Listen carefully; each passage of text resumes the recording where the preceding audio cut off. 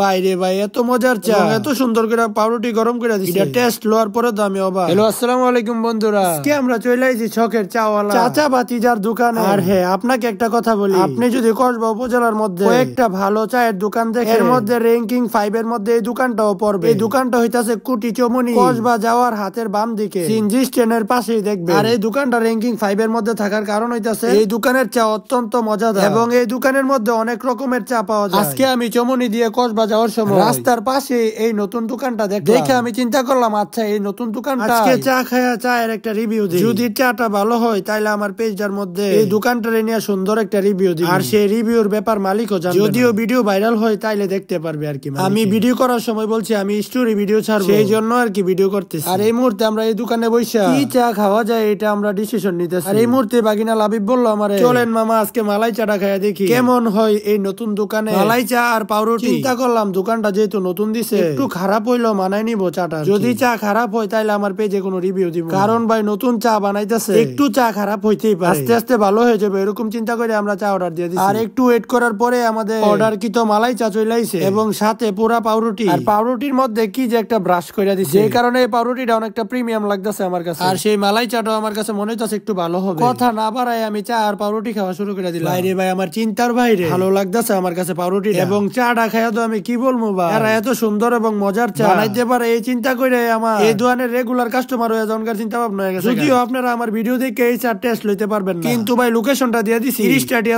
চাটা কিনা খাইয়া দেখেন কেমন, তাইলেই বুঝতে পারবেন আমার ভিডিওটা দেখাটা আপনার জন্য কতটুকু উপকার হইছে। আর হ্যাঁ, চা খাইয়া দেখবেন নিজেই আপনি রেগুলার কাস্টমার হয়ে গেছে। আর আজকের ভিডিও এনে শেষ করতে দেওয়া হইতাছে আপনারা লগে পরের ভিডিওতে। আর আমার ভিডিও ভালো লাগলে আমার পেজটা ফলো করে দেন। আল্লাহ হাফেজ।